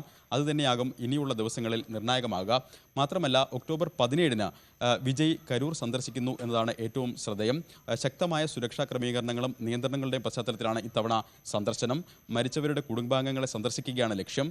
ഓരോ വീടുകളിലും പോയി കുടുംബാംഗങ്ങളെ സന്ദർശിക്കുകയല്ല, മറിച്ച് ഇവരെയെല്ലാം ഒരു വേദിയിലേക്ക് എത്തിച്ച് ഒരു ക്ലോസ്ഡ് ക്യാമ്പയിൻ, അതായത് അത്തരത്തിൽ അധികം ആൾക്കാർക്ക് പ്രവേശനമില്ലാതെ കൂടാതെ മാധ്യമങ്ങൾക്ക് പോലും നിയന്ത്രണം ഏർപ്പെടുത്തിക്കൊണ്ട് അവരെ കാണുക, അവരോട് കാര്യങ്ങൾ പറയുക. ഇതാണ് വിജയ് ലക്ഷ്യമിടുന്നത്. ഇതിന് പോലീസ് അടക്കം സുരക്ഷാ ക്രമീകരണങ്ങൾ ഒരുക്കുമെന്ന ഉറപ്പുകളും ഇതിനകം നൽകി കഴിഞ്ഞു. തൃശ്ശൂർ എയർപോർട്ടിലെത്തി നേരിട്ട് ഇത്തരത്തിൽ വേദിയിലേക്കാവും പോവുക. വേദി ഏതാണ് എന്ന കാര്യത്തിൽ ഇതുവരെയും അന്തിമ തീരുമാനമായിട്ടില്ല. ഏറ്റവും ശ്രദ്ധേയം, ഈ വേദിയിലേക്ക് കരൂർ ദുരന്തത്തിന് ശേഷം വിജയ് എത്തുമ്പോൾ ഒരുപക്ഷെ വിജയുടെ രാഷ്ട്രീയ നിലപാട് ഇനി എന്തായിരിക്കും എന്ന ഉദ്യോഗമാണ് തമിഴകത്തിൽ ആകെയുള്ളത്, ഒപ്പം ഇന്ത്യൻ രാഷ്ട്രീയത്തിലുമുള്ളത്. കാരണം ആദ്യഘട്ടം മുതൽ തന്നെ BJP-യെ പ്രത്യയശാസ്ത്രപരമായ ശത്രു എന്ന് വിശേഷിപ്പിച്ചുകൊണ്ടാണ് വിജയ് തമിഴക വെട്ടിക്കഴകം പ്രഖ്യാപിച്ചത്. സ്വാഭാവികമായും കഴിഞ്ഞ ദിവസങ്ങളിൽ പുറത്തു വന്ന റിപ്പോർട്ടുകൾ BJP ക്യാമ്പിനോട് TVK അടുക്കുന്നു എന്ന തരത്തിൽ റിപ്പോർട്ടുകൾ പുറത്തു വന്നിരുന്നു. മാത്രമല്ല ആദ്യഘട്ടം മുതൽ തന്നെ TVK-യുടെ ഫോർമേഷൻ മുതൽ തന്നെ ഇങ്ങോട്ടുള്ള എല്ലാ തിരഞ്ഞെടുപ്പ് പ്രചാരണങ്ങളിലും DMK-യും BJP-യും ശക്തമായി കടന്നാക്രമിക്കുമ്പോഴും AIDMK-യുടെ ഒരു മൃദു സമീപനം വിജയ്ക്കുണ്ടായിരുന്നു. ആ മൃദു സമീപനം ഇപ്പോൾ ഈ കരൂർ ദുരന്തത്തിന് ശേഷം വീണ്ടും ചർച്ചകളിൽ നിറയുകയാണ്. കാരണം ഈ കരൂർ ദുരന്തത്തിന് ഏറ്റവും കൂടുതൽ വിമർശനം ഉന്നയിക്കുന്നത് AIDMK ആയാലും BJP ആയാലും ഏറ്റവും കൂടുതൽ വിമർശനം ഉന്നയിക്കുന്നത് DMK-യും ഭരിക്കുന്ന സർക്കാരിനെ എതിരെയാണ്. സ്വാഭാവികമായും അത്തരത്തിൽ സർക്കാരിനെതിരെ ഗുരുതരമായ ആരോപണങ്ങൾ ഉന്നയിക്കുന്നു. മറിച്ച് അത്ര മൂർച്ചയുള്ള ഭാഷയിൽ വിജയെ കടന്നാക്രമിക്കുന്നുമില്ല. സ്വാഭാവികമായും അത്തരത്തിൽ അലയൻസ് സംബന്ധിച്ച ചർച്ചകൾ വളരെ സജീവമായി തമിഴകത്തുണ്ട്. AIDMK-യോടുള്ള സമീപനം എങ്ങനെയാകും? നേരത്തെ തന്നെ തെരഞ്ഞെടുപ്പിലേക്ക് കടക്കുമ്പോൾ മുഴുവൻ സീറ്റുകളിലും ഒറ്റയ്ക്ക് മത്സരിക്കുമെന്നാണ് വിജയ് പ്രഖ്യാപിച്ചിരുന്നത്. TVK ഒറ്റയ്ക്ക് മത്സരിക്കും. സ്വാഭാവികമായും മുഖ്യമന്ത്രി സ്ഥാനാർത്ഥി ആര് എന്നതിൽ അതിൽ തർക്കമുണ്ടായിരുന്നില്ല. ഇപ്പോഴത്തെ പ്രത്യേക സാഹചര്യം ഒരുപക്ഷെ ഒരു പുനർവിചിന്തനത്തിന് വിജയെ പ്രേരിപ്പിക്കുമോ? അതടക്കമുള്ള രാഷ്ട്രീയ ഉദ്യോഗങ്ങളാണ് നിലനിൽക്കുന്നത്. എന്തായാലും കരൂർ സന്ദർശനത്തോടെ ഇക്കാര്യങ്ങളിലേക്ക് ഒരു വ്യക്തത വരും എന്ന പ്രതീക്ഷയിലാണ് തമിഴകം ഇപ്പോഴും ഉള്ളത്. യെസ്, VR കാർത്തിക്കാണ് വിശദാംശങ്ങളുമായി നമുക്കൊപ്പം ചേർത്തത്. എന്തായാലും ഈ കരൂർ ദുരന്തത്തിന് ശേഷം വിജയ് വീണ്ടും കരൂരിലേക്ക് എത്തുന്നു എന്നുള്ളത് ഏറെ ശ്രദ്ധേയമായ ഒന്നാണ്.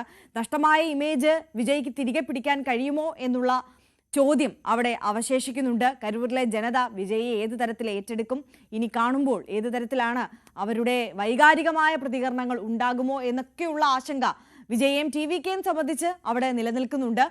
പക്ഷേ അതിനിടയിൽ തന്നെ ഈ രാഷ്ട്രീയമായ ചില ചോദ്യങ്ങൾക്ക് കൂടി വിജയ് മറുപടി പറഞ്ഞേക്കും, അഭ്യൂഹങ്ങൾക്ക് കൂടി വിജയ് മറുപടി പറഞ്ഞേക്കും എന്നുള്ള ഒരു സാഹചര്യമുണ്ട്. NDA സഖ്യത്തിലേക്ക് വിജയ്ക്ക് ക്ഷണമുണ്ട്. അപ്പോൾ ആ ചോദ്യത്തിന് വിജയ് ഏത് തരത്തിലായിരിക്കും മറുപടി പറയുക എന്നുള്ളത് രാഷ്ട്രീയപരമായി നോക്കിക്കാണേണ്ട ഒന്ന് തന്നെയാണ്. എന്തായാലും ഈ ദുരന്തത്തിൽ കൊല്ലപ്പെട്ടവരുടെ കുടുംബത്തെ വിജയ് ചേർത്ത് നിർത്തും എന്നുള്ള തരത്തിലുള്ള റിപ്പോർട്ടുകളൊക്കെയാണ് പുറത്തേക്ക് വരുന്നത്. നേരത്തെ നമുക്കറിയാം 20 ലക്ഷം രൂപയാണ് ധനസഹായമായി TVK പ്രഖ്യാപിച്ചത്.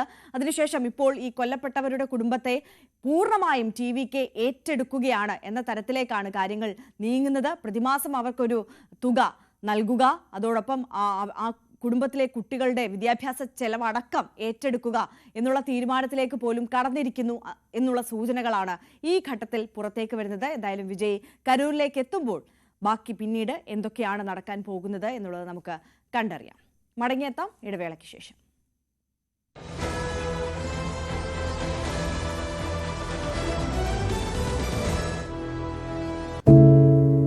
ഒരു മാധ്യമ പ്രവർത്തക എന്ന നിലയ്ക്ക് ഇപ്പോൾ ഏറ്റവും കൂടുതൽ കൈകാര്യം ചെയ്യേണ്ടി വരുന്നത് ലഹരിയുമായി ബന്ധപ്പെട്ട വാർത്തകളാണ്.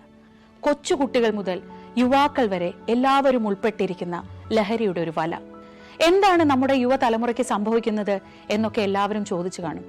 പക്ഷേ അവരുടെ പ്രശ്നങ്ങളെ, അത് കുട്ടികൾ മുതൽ യുവാക്കൾ വരെ, അവരുടെ പ്രശ്നങ്ങളെ കേൾക്കുന്നതിന്, മനസ്സിലാക്കുന്നതിന്, ഒരു പരിഹാരം പറയുന്നതിന് മുതിർന്നവരായ നമുക്ക് എത്രമാത്രം കഴിയുന്നുണ്ട്? അവരിൽ ഉണ്ടാകുന്ന ചെറിയ മാറ്റങ്ങൾ നമ്മൾ തിരിച്ചറിയാറുണ്ടോ? അവരുടെ ചുറ്റുമുള്ളത് ഒരു മായാലോകമാണ്. സോഷ്യൽ മീഡിയയുടെ, വീഡിയോ ഗെയിമുകളുടെ, സിനിമയുടെ, വാർത്തയുടെ വലിയ വിവരശേഖരത്തിന്റെ ലോകം. ആ ലോകത്തിനകത്ത് കുരുങ്ങിപ്പോകുന്ന കുട്ടികളെ തിരിച്ച് യഥാർത്ഥ ജീവിതത്തിലേക്ക്, മണ്ണിന്റെ മണമുള്ള ജീവിതത്തിലേക്ക് തിരിച്ചു കൊണ്ടുവരാൻ നമുക്കും കഴിയേണ്ടതല്ലേ? അവരെ കേൾക്കാൻ, അവരിലുണ്ടാകുന്ന മാറ്റങ്ങൾ തിരിച്ചറിയാൻ, അവരുടെ പ്രശ്നങ്ങൾക്ക് പരിഹാരം കാണാൻ നമുക്ക് മാത്രമേ കഴിയൂ. ചേർത്ത് പിടിക്കാം നമ്മുടെ കുട്ടികളെ. ലഹരിയുടെ വലയിൽ കുരുങ്ങാതെ അവരെ കാത്തുരക്ഷിക്കാം.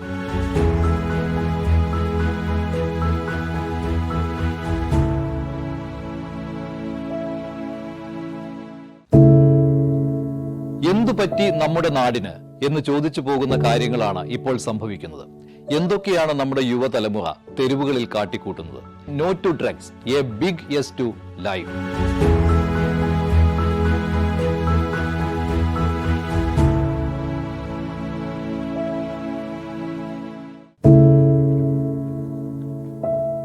പെരുകുന്ന കുറ്റകൃത്യങ്ങളുടെ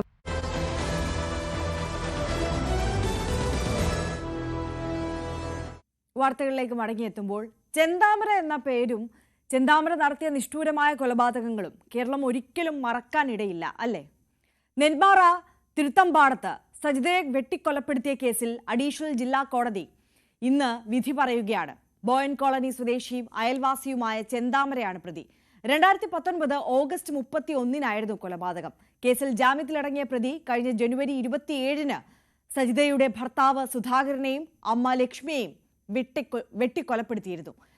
നിലവിൽ ചെന്താമര ഈ കേസിൽ റിമാൻഡിലാണ്. വിചാരണ സമയത്തും ഇയാൾ കോടതി വളപ്പിൽ ഭീഷണി മുഴക്കിയിരുന്നു. 68 സാക്ഷികളിൽ ചെന്താമരയുടെ ഭാര്യ, സഹോദരൻ, മക്കൾ ഉൾപ്പെടെ 44 പേരെ പ്രോസിക്യൂഷൻ സാക്ഷികളായി വിസ്തരിച്ചു. 2020 കുറ്റപത്രം സമർപ്പിച്ചത്. ലാബ് റിപ്പോർട്ട് ഉൾപ്പെടെയുള്ള ശാസ്ത്രീയ പരിശോധനാ ഫലം ലഭിച്ചതോടെ ഓഗസ്റ്റ് 4 സാക്ഷി വിസ്താരം ആരംഭിച്ചു. പ്രോസിക്യൂഷന് വേണ്ടി പബ്ലിക് പ്രോസിക്യൂട്ടർ AJ വിജയകുമാറാണ് ഹാജരായത്.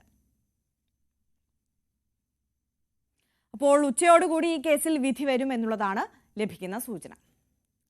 ശബരിമലയിലെ സ്വർണ്ണ കവർച്ചാ കേസിൽ പ്രത്യേക അന്വേഷണ സംഘം പത്തനംതിട്ട റാന്നി കോടതിയിൽ FIR സമർപ്പിച്ചു. ക്രൈംബ്രാഞ്ച് ആസ്ഥാനത്ത് രജിസ്റ്റർ ചെയ്ത 2 കേസുകളുടെ FIRകളാണ് സമർപ്പിച്ചത്. വരും ദിവസങ്ങളിൽ പ്രതികളെ ചോദ്യം ചെയ്യുന്നതടക്കം നടപടികൾ സ്വീകരിക്കും. പ്രത്യേക അന്വേഷണ സംഘം ശബരിമല സന്നിധാനത്തെത്തി തെളിവെടുപ്പ് നടത്തിയതിന് പിന്നാലെയാണ് റാന്നി കോടതിയിൽ FIRകൾ സമർപ്പിച്ചത്. പ്രത്യേക അന്വേഷണ സംഘത്തിന്റെ യോഗം ഇന്ന് സന്നിധാനത്ത് ചേരും. ശശിനാരായണൻ കൂടുതൽ വിവരങ്ങളുമായി നമുക്കൊപ്പം ചേരുകയാണ്. ശശിനാരായണൻ, ഇന്ന് സന്നിധാനത്ത് ഈ അന്വേഷണ സംഘത്തിന്റെ പ്രത്യേക യോഗം ചേരുകയാണല്ലോ, അത് പ്രധാനപ്പെട്ടതാണ്. എങ്ങനെയാണ് വിശദാംശങ്ങൾ? ആര്യ, ഈ സ്വർണ്ണ കവർച്ച കേസുമായി ബന്ധപ്പെട്ട നിർണായക യോഗം ഇന്ന് സന്നിധാനം നടക്കുന്നുള്ള വിവരമാണ് അറിയുന്നത്. എന്തായാലും ഈ സംഘത്തിന്റെ തലവൻ H. വെങ്കടേഷ്, അതായത് ADGP H. വെങ്കടേഷ് എത്തിയതിനു ശേഷമായിരിക്കും ഈ യോഗം തുടങ്ങുന്നത്. എന്തായാലും ഉദ്യോഗസ്ഥരുടെ യോഗമാണ് അത്. ഇതുവരെയുള്ള നിലവിലെ കേസുമായി ബന്ധപ്പെട്ടുള്ള വിവരങ്ങൾ കൃത്യമായി അത് പരിശോധിച്ചതിന് ശേഷമാണ് ഈ യോഗം ചേരുക എന്നുള്ള കാര്യം കൂടിയുണ്ട്. ഏതായാലും കഴിഞ്ഞ ദിവസമാണ് ഈ കേസുമായി ബന്ധപ്പെട്ട 2 FIRകൾ റാന്നി കോടതിയിൽ സമർപ്പിച്ചിട്ടുള്ളത്. 1, 2 എന്ന FIRകൾ, അതായത് ഉണ്ണികൃഷ്ണൻ പോറ്റി പ്രധാന പ്രതിയായ ആദ്യത്തെ FIR മുതൽ 10 പ്രതികൾ അടങ്ങുന്ന ഒരു FIRും ഒപ്പം രണ്ടാമത്തെ സ്വർണ്ണ വാതിൽ കട്ടളപ്പാളികൾ എന്നിവ കൊണ്ടുപോയതുമായി ബന്ധപ്പെട്ട രണ്ടാമത്തെ FIR, അങ്ങനെ 2 FIRകളാണ് അത്. അതിൽ ഉണ്ണികൃഷ്ണൻ പോറ്റിയും ദേവസ്വം ബോർഡുമാണ് 8ാം പ്രതിയായിട്ട് ചേർത്തുള്ള രണ്ടാമത്തെ FIR. ആ 2 FIRകളാണ് റാന്നി കോടതിയിൽ സമർപ്പിച്ചിട്ടുള്ളത്. ഇതിന്റെയൊക്കെ പശ്ചാത്തലത്തിലാണ് ഇന്ന് യോഗം കൂടുന്നത്. അതിൽ ഉപരി ഇതുമായി ബന്ധപ്പെട്ട് ഈ കോടതിയിൽ FIR സമർപ്പിച്ചതുമായി ബന്ധപ്പെട്ട് ഇനിയിപ്പം പ്രതികളെ, ഇതിലെ പ്രതികളായിട്ടുള്ളവരെ നോട്ടീസ് അയക്കും, അവരെ വിളിച്ച് ചോദ്യം ചെയ്യേണ്ട സാഹചര്യമുണ്ട്. ഇതെല്ലാം വിലയിരുത്തേണ്ടതായിട്ടുണ്ട്. ഒപ്പം ഈ സ്വർണ്ണപ്പാളി 1 മാസത്തിലധികം കയ്യിൽ സൂക്ഷിച്ച നാഗേഷിനായി അന്വേഷണം വ്യാപിച്ചിട്ടുണ്ട്. ഈ നാഗേഷാണ് ബാംഗ്ലൂർ വഴി ഇത് ഹൈദരാബാദിൽ സ്വർണ്ണപ്പാളി എത്തിച്ചിട്ടുള്ളത്. ആ നാഗേഷിനെ കുറിച്ചുള്ള അന്വേഷണം വ്യാപിപ്പിക്കുക, തുടർന്ന് ഉണ്ണികൃഷ്ണൻ പോറ്റിക്ക് നോട്ടീസ് അയച്ച് ചോദ്യം ചെയ്യുക തുടങ്ങിയ കസ്റ്റഡിയിൽ വാങ്ങി ചോദ്യം ചെയ്യുന്ന ഈ കാര്യങ്ങളൊക്കെ ഇനി നടക്കേണ്ടതായിട്ട് ഈ കാര്യങ്ങളൊക്കെ ഇന്നത്തെ യോഗത്തിൽ ഉണ്ടാകും എന്നുള്ളതാണ് നമുക്ക് മനസ്സിലാക്കാൻ കഴിയുന്നത്. എന്തായാലും അദ്ദേഹം അതിന് ശേഷമായിരിക്കും ഈ യോഗങ്ങൾ ചേരുക. നിലവിലത്തെ സാഹചര്യത്തിൽ 2 FIRകളാണ് ഈ കേസുമായി ബന്ധപ്പെട്ട് സ്വർണ്ണ കവർച്ച കേസുമായി ബന്ധപ്പെട്ട് ഇപ്പോൾ റാന്നി കോടതിയിൽ സമർപ്പിച്ചിട്ടുണ്ട്. എന്തായാലും ഈ വിജിലൻസിന്റെ അന്വേഷണ റിപ്പോർട്ട് ദേവസ്വം ബോർഡിന് കൈമാറിയിട്ടുണ്ട്. ഈ റിപ്പോർട്ടും അന്വേഷണ സംഘം പരിശോധിക്കും എന്നാണ് നമ്മൾ അറിയാൻ കഴിയുന്നത്. എന്തായാലും ദേവസ്വം ബോർഡായിരിക്കും ഈ റിപ്പോർട്ട് അന്വേഷണ സംഘത്തിന് കൈമാറുക. എന്തായാലും അതിന്റെ എല്ലാം ഒരു വിലയിരുത്തൽ കൂടി ഇന്നത്തെ ഉണ്ടാകുന്ന യോഗത്തിൽ ഉണ്ടാകുന്നതാണ് മനസ്സിലാക്കാൻ കഴിയുന്നത്. എന്തായാലും ഇതുമായി ബന്ധപ്പെട്ട് കഴിഞ്ഞ 2-3 ദിവസമായി സന്നിധാനത്ത് ഈ ദേവന് അയ്യപ്പന് ലഭിച്ച സ്വത്തുവകകളുടെ ഒപ്പം സ്വർണ്ണം അടക്കമുള്ളതിന്റെ പരിശോധന കഴിഞ്ഞ 2-3 ദിവസമായി നടന്നത്. അത് ഇന്നലെ കൊണ്ട് പൂർത്തിയായി. ജസ്റ്റിസ് KT ശങ്കര നേതൃത്വത്തിലാണ് ഈ പരിശോധന നടത്തിയത്. ഇതൊക്കെ ഒരുപക്ഷെ ഇതുമായി ബന്ധപ്പെട്ടുള്ള യോഗത്തിൽ ഇന്ന് ചർച്ച ചെയ്യുകയും അത് വിലയിരുത്തുകയും പരിശോധിക്കുകയും ചെയ്യും. എന്താണ് അടുത്ത നടപടി എന്നുള്ള കാര്യങ്ങളെ കുറിച്ച് ആലോചിക്കുകയും ചെയ്യും. എന്തായാലും H. വെങ്കടേഷ്, ഈ പ്രത്യേക അന്വേഷണ സംഘത്തിന്റെ തലവൻ ADGP H. വെങ്കടേഷ് വന്നയുടനെ തന്നെ സന്നിധാനത്ത് യോഗം ചേരുമെന്നാണ് അറിയാൻ കഴിയുന്നത്. ആര്യ, ശശിനാരായണനാണ് വിവരങ്ങളുമായി നമുക്കൊപ്പം ചേർന്നത്. അതേസമയം ശബരിമലയിലെ സ്വർണ്ണപ്പാളി വിവാദങ്ങളുടെ പശ്ചാത്തലത്തിൽ കോൺഗ്രസിന്റെ വിശ്വാസ സംരക്ഷണ മേഖലാ യാത്രകൾക്ക് ഇന്ന് തുടക്കമാവുകയാണ്. പാലക്കാട് നിന്ന് കോൺഗ്രസ് പ്രവർത്തക സമിതി അംഗം കൊടിക്കുന്നിൽ സുരേഷ് MP നയിക്കുന്ന ജാഥ രാവിലെ 10-ന് തൃത്താലയിൽ KPCC പ്രസിഡന്റ് സണ്ണി ജോസഫ് ഉദ്ഘാടനം ചെയ്യും. കാസർഗോഡ് നിന്ന് മുൻ MP K. മുരളീധരൻ നയിക്കുന്ന ജാഥ പ്രതിപക്ഷ നേതാവ് VD സതീശൻ രാവിലെ 10-ന് കാഞ്ഞങ്ങാട് ഉദ്ഘാടനം ചെയ്യും. തിരുവനന്തപുരത്ത് നിന്ന് UDF convener Adoor Prakash MP നയിക്കുന്ന ജാഥ കോൺഗ്രസ് പ്രവർത്തക സമിതി അംഗം രമേശ് ചെന്നിത്തല ഗാന്ധി പാർക്കിൽ വൈകുന്നേരം 4-ന് ഉദ്ഘാടനം ചെയ്യും. ബെന്നി ബെഹനാൻ MP നയിക്കുന്ന ജാഥ AICC general secretary Deepa Das Munshi രാവിലെ 11 മണിക്ക് മൂവാറ്റുപുഴയിൽ ഉദ്ഘാടനം ചെയ്യും. 18-ന് പന്തളത്താണ് ജാഥകളുടെ സമാപനം. ഷാഫിയെ അപായപ്പെടുത്താൻ പോലീസിലെ CPM ഫ്രാക്ഷൻ ഗൂഢാലോചന നടത്തിയെന്ന് T. സിദ്ദിഖ്. ഗൂഢാലോചന കണ്ടെത്താൻ ഉന്നതതല അന്വേഷണം വേണം. അതിന് SIT രൂപീകരിക്കണമെന്നും T. സിദ്ദിഖ് ആവശ്യപ്പെട്ടു. അബിൻ വർക്കിയെ യൂത്ത് കോൺഗ്രസ് അധ്യക്ഷ സ്ഥാനത്തേക്ക് പരിഗണിക്കാതിരുന്നതിനെതിരെ അതൃപ്തി പരസ്യമാക്കാൻ ഒരുങ്ങുകയാണ് ഐ ഗ്രൂപ്പ്. ദേശീയ സെക്രട്ടറി സ്ഥാനം അബിൻ ഏറ്റെടുത്തേക്കില്ലെന്നതാണ് ഇപ്പോൾ മുന്നിലുള്ള സൂചന. വിവാദങ്ങൾക്കിടെ ഇന്ന് രാവിലെ 10 മണിക്ക് മാധ്യമങ്ങളെ കാണുമെന്ന് ഫേസ്ബുക്ക് പോസ്റ്റിലൂടെ അബിൻ വർക്കി അറിയിച്ചു. യൂത്ത് കോൺഗ്രസ് തെരഞ്ഞെടുപ്പിൽ മത്സരിച്ച് 1,70,000-ത്തിലധികം വോട്ടുകൾ നേടി രണ്ടാമതെത്തിയ അബിൻ വർക്കിയെ അധ്യക്ഷ സ്ഥാനത്ത് നിന്ന് തടഞ്ഞതിലൂടെ മെറിറ്റ് അട്ടിമറിക്കപ്പെട്ടതായാണ് ഐ ഗ്രൂപ്പിന്റെ വിമർശനം. ഇടത് സർക്കാരിനെതിരെ സമരം ചെയ്തതിന്റെ പേരിൽ 2 വർഷത്തിനിടെ 72 കേസുകൾ അബിന്റെ പേരിൽ നിലവിലുണ്ടെന്നും ഐ ഗ്രൂപ്പ് വാദിക്കുന്നു. സാമുദായിക സമവാക്യങ്ങൾ ചൂണ്ടിക്കാട്ടി അബിൻ വർക്കിയുടെ സാധ്യത ഇല്ലാതാക്കിയതിന് പിന്നിൽ രാഷ്ട്രീയ ലക്ഷ്യങ്ങൾ ഉണ്ടെന്നാണ് ഐ ഗ്രൂപ്പിന്റെ വിലയിരുത്തൽ. അതേസമയം യൂത്ത് കോൺഗ്രസ് ദേശീയ ജനറൽ സെക്രട്ടറിയായിരുന്ന ബിനു ചുള്ളിയിലിനെ സംസ്ഥാന വർക്കിംഗ് പ്രസിഡന്റായി നിയമിച്ചത് സംബന്ധിച്ചും അഭ്യൂഹങ്ങൾ ഏറുകയാണ്. അതിനിടെ വിവാദങ്ങളെ തുടർന്ന് രാഹുൽ മാങ്കൂട്ടത്തിൽ രാജിവെച്ച അധ്യക്ഷ പദവിയിലേക്ക് OJ ജനീഷിനെ എത്തിക്കാനായതിൻ്റെ ആത്മവിശ്വാസത്തിലാണ് ഷാഫി പക്ഷം. യൂത്ത് കോൺഗ്രസ് സംഘടനാകാര്യ ജനറൽ സെക്രട്ടറിയും ഷാഫി പറമ്പിലിന്റെ വിശ്വസ്തനുമായ കാസർഗോഡ് നിന്നുള്ള ജോമോൻ ജോസിനെയും പ്രവർത്തക സമിതി അംഗം കൊടിക്കുന്നിൽ സുരേഷിന്റെ നോമിനിയായ അനു താജിനെയും യൂത്ത് കോൺഗ്രസ് വർക്കിംഗ് പ്രസിഡന്റുമാരായി നിയമിക്കാൻ ചർച്ചകൾ തുടരുന്നതായാണ് സൂചന. എന്നാൽ ഇത് ബിനു ചുള്ളിയിലിന്റെ പദവിയുടെ പകിട്ട് കുറയ്ക്കാനുള്ള നീക്കമെന്നാണ് KC വേണുഗോപാൽ പക്ഷത്തിന്റെ വിലയിരുത്തൽ. അധ്യക്ഷ സ്ഥാനത്തിനായി അവകാശവാദം ഉന്നയിച്ചിരുന്ന KM അഭിജിത്തിനെ ദേശീയ കമ്മിറ്റിയിൽ ഉൾപ്പെടുത്തിയതിലൂടെ എ ഗ്രൂപ്പിനെ അനുനയിപ്പിക്കാൻ കഴിഞ്ഞെന്ന നിഗമനത്തിലാണ് കോൺഗ്രസ് നേതൃത്വം. Dan Kurian, news 18, Thiruvananthapuram. Tanur boat അപകടം അന്വേഷണ കമ്മീഷൻ ജസ്റ്റിസ് VK മോഹന് മുന്നിൽ ആവശ്യങ്ങളും ആശങ്കകളും പങ്കുവെച്ച് ബോട്ട് ഉടമകളും മത്സ്യത്തൊഴിലാളികളും. നീലേശ്വരത്ത് കോട്ടപ്പുറം ബോട്ട് ടെർമിനലിലാണ് കമ്മീഷൻ പൊതു തെളിവെടുപ്പും ഹിയറിംഗും നടത്തിയത്. മത്സ്യബന്ധനത്തെ പ്രതികൂലമായി ബാധിക്കാതിരിക്കാൻ ഹൗസ് ബോട്ടുകൾക്കായി റോഡ് ചാനൽ ഉണ്ടാക്കണമെന്ന് ഹിയറിംഗിൽ ആവശ്യമേറുന്നു. മലബാർ മേഖലയിൽ ബോട്ട് ലാസ്കർ പരിശീലന കേന്ദ്രം അനുവദിക്കുക, ഹൗസ് ബോട്ടുകളുടെയും മത്സ്യബന്ധന ബോട്ടുകളുടെയും സുരക്ഷയെ ബാധിക്കുന്ന പുലിമുട്ടുകളിലെ ഇളകിയ കല്ലുകൾ നീക്കം ചെയ്യുക, ബോട്ടുകളുടെ അറ്റകുറ്റപ്പണികൾക്ക് ആവശ്യമായ സംവിധാനം ജില്ലയിൽ തന്നെ ഒരുക്കുക തുടങ്ങിയ ആവശ്യങ്ങളും ഉയർന്നു. കോട്ടപ്പുറം ബോട്ട് ടെർമിനലിൽ വേലിയേറ്റ സമയത്ത് ബോട്ടുകൾക്ക് അടുക്കാനാവശ്യമായ സംവിധാനങ്ങൾ ഉണ്ടാകണമെന്നും ടെർമിനലിലേക്കുള്ള ഗതാഗത സൗകര്യങ്ങളും തെരുവ് വിളക്കുകളും മെച്ചപ്പെടുത്തണമെന്നും നിർദ്ദേശം വന്നു. താനൂർ ബോട്ട് അപകടത്തിന്റെ പശ്ചാത്തലത്തിൽ ജലഗതാഗത മേഖലയിൽ ഭാവിയിൽ അപകടങ്ങൾ ആവർത്തിക്കാതിരിക്കുന്നതിനാണ് കമ്മീഷൻ സിറ്റിംഗ് നടത്തിയത്. ഈ മാസം 23 വരെ വിവിധ ജില്ലകളിലായാണ് കമ്മീഷൻ തെളിവെടുപ്പും ഹിയറിംഗും നടത്തുക. ന്യൂസ് 18 നീലേശ്വരം. 80 വർഷത്തോളം പഴക്കമുള്ള പുനലൂർ ശാസ്താക്ഷേത്രം അവഗണനയുടെ വക്കിലാണ്.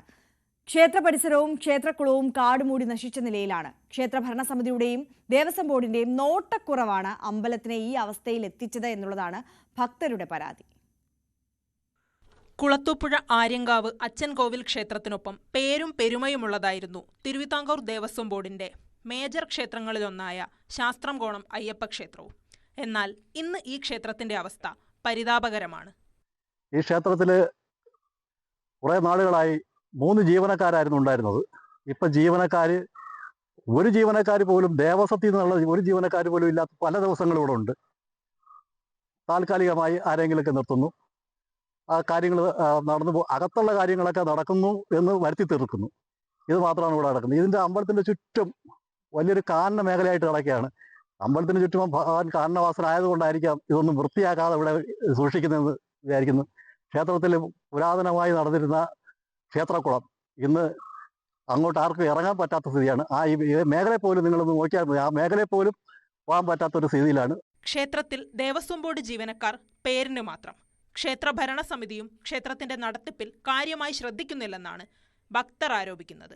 അതിപുരാതനമായ ക്ഷേത്രത്തിന്റെ പ്രൗഢി നിലനിർത്തുവാൻ ദേവസ്വം ബോർഡും ക്ഷേത്ര ഭരണസമിതിയും അടിയന്തരമായി ഇടപെടണമെന്നാണ് നാട്ടുകാരുടെ ആവശ്യം.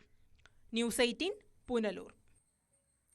പടയോട്ട കാലത്തെ നാട്ടുചരിത്രം ഉണർത്തി ചെറുവത്തൂർ അഴിവാതുക്കൽ വിഷ്ണുമൂർത്തി ക്ഷേത്രത്തിലെ ഇടുനാട്ട് കൂട്ടായ്മയിൽ പുതുക്കി നിർമ്മിച്ചു. ദേശീയപാതാ വികസനത്തിന്റെ ഭാഗമായി ക്ഷേത്രം പുനർനിർമ്മിച്ചതിന്റെ ഭാഗമായാണ് ഇടുവും പുതുക്കി നിർമ്മിച്ചത്. പഴയ തുളുനാട് പരിധിയിൽപ്പെടുന്ന പ്രദേശങ്ങളിലെ അപൂർവം ക്ഷേത്രങ്ങളിൽ മാത്രം കണ്ടുവരുന്ന ഉയരമുള്ള മൺതിട്ടയാണ് ഇടു. പണ്ടുകാലത്തെ അമ്പെയ്ത്ത് പരിശീലന കേന്ദ്രങ്ങളാണ് ഇവ. ഇന്നും ഇടുവിൽ അമ്പെയ്ത്ത് പരിശീലനം നടത്തുന്ന ക്ഷേത്രങ്ങളുണ്ട്. തുളുഭാഷയിൽ ഇടു എന്ന വാക്കിന്റെ അർത്ഥം ലക്ഷ്യമെന്നാണ്. പണ്ടുകാലത്ത് രാജാക്കന്മാർ യുദ്ധ ആവശ്യത്തിനായി നായർ പടയാളികളെ കുടിയിരുത്തിയിരുന്ന കൊഴുവലുകളിലും ഇടു കണ്ടുവരുന്നുണ്ട്. ഇതിൽ തന്നെ ഉയരം കൂടിയ ഇടുകളിൽ ഒന്നാണ് ചെറുവത്തൂർ അഴിവാതുക്കൽ വിഷ്ണുമൂർത്തി ക്ഷേത്രത്തിലേത്. ഇതാണ് ഇപ്പോൾ നവീകരിക്കുന്നത്. ഒരു 6 വർഷമായിട്ട് നമ്മളുടെ കളിയാട്ടം ഇവിടെ നിന്ന സ്ഥിതിയിലായിരുന്നു. 6 വർഷത്തെ ഇടവേളയ്ക്ക് ശേഷം ഈ ഉത്സവം വളരെ ഗംഭീരമാക്കി തീർക്കുവാൻ നമ്മൾ നാട്ടുകാരെല്ലാം ഒന്നിച്ച് പ്രവർത്തിക്കുകയാണ്. അതിനു വേണ്ടിയിട്ടുള്ള സജ്ജീകരണങ്ങളാണ് ഇപ്പം ചെയ്തുകൊണ്ടിരിക്കുന്നത്. വിഷ്ണുമൂർത്തി തെയ്യത്തിന്റെ അഗ്നിപ്രവേശം നടത്തുന്ന ഒറ്റക്കോലങ്ങൾ കെട്ടിയാടുന്ന ക്ഷേത്രങ്ങൾക്ക് സമീപമാണ് കണ്ടുവരുന്നതെന്നതും ഇടുവിന്റെ പ്രത്യേകതയാണ്. തെയ്യത്തിന്റെ നരസിംഹമൂർത്തി പുരാവൃത്തത്തിലെ ഹിരണ്യന്റെ കോട്ടയെ സൂചിപ്പിക്കാനാണ് ഇടു കെട്ടിയുണ്ടാക്കിയതെന്നും വിശ്വാസമുണ്ട്. ഒറ്റക്കോലത്തിനായി വലിയ തീക്കൂന ഒരുക്കുമ്പോൾ തീയും ചൂടുമേൽക്കാതെ മറുഭാഗത്തെ മരങ്ങളെ സംരക്ഷിച്ചിരുന്നതും ഇടുവാണ്. ചെറുവത്തൂർ അഴിവാതുക്കൽ വിഷ്ണുമൂർത്തി ക്ഷേത്രത്തിൽ ദേശീയപാതാ വികസനത്തിന്റെ ഭാഗമായി ക്ഷേത്രം പുനർനിർമ്മിച്ചതിന്റെ ഭാഗമായാണ് ഇടുവും പുതുക്കി നിർമ്മിച്ചത്. ന്യൂസ് 18 കാസർഗോഡ്. മടങ്ങിയെത്താം ഇടവേളയ്ക്ക് ശേഷം.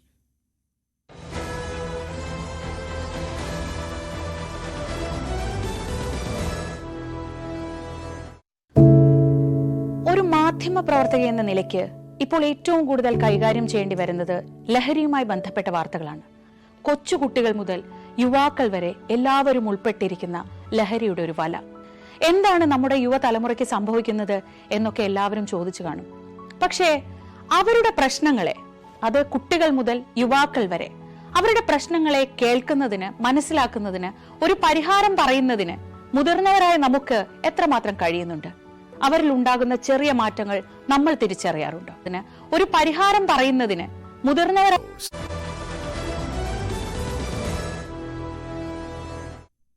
മാലിന്യ കൂമ്പാരമായിരുന്ന മലപ്പുറം പുളിയേറ്റുമ്മൽ ട്രഞ്ചിങ് ഗ്രൗണ്ട് വീണ്ടെടുത്തത് ആഘോഷമാക്കി തദ്ദേശ സ്വയംഭരണ വകുപ്പ് മന്ത്രി എം ബി രാജേഷ്. മാലിന്യം സംസ്കരിച്ചിരുന്ന വീണ്ടെടുത്ത ഭൂമിയിൽ ഗോൾ കീപ്പറായി നിന്ന പി ഉബൈദുള്ള MLA കാഴ്ചക്കാരനാക്കി മന്ത്രി ഷൂട്ടൌട്ടിലൂടെ ഗോൾ നേടി. മലപ്പുറം നഗരത്തിലെ മാലിന്യം തള്ളിയിരുന്ന പുളിയേറ്റുമ്മൽ ഗ്രൗണ്ട് വീണ്ടെടുത്തത് വഴി 4.5 ഏക്കർ ഭൂമിയാണ് തിരിച്ചുപിടിച്ചത്. മാലിന്യം നീക്കം ചെയ്ത് ഭൂമി തിരിച്ചെടുത്തതിന്റെ ഉദ്ഘാടന ചടങ്ങിലാണ് മന്ത്രി ജനപ്രതിനിധികൾക്കൊപ്പം പന്ത് തട്ടിയത്.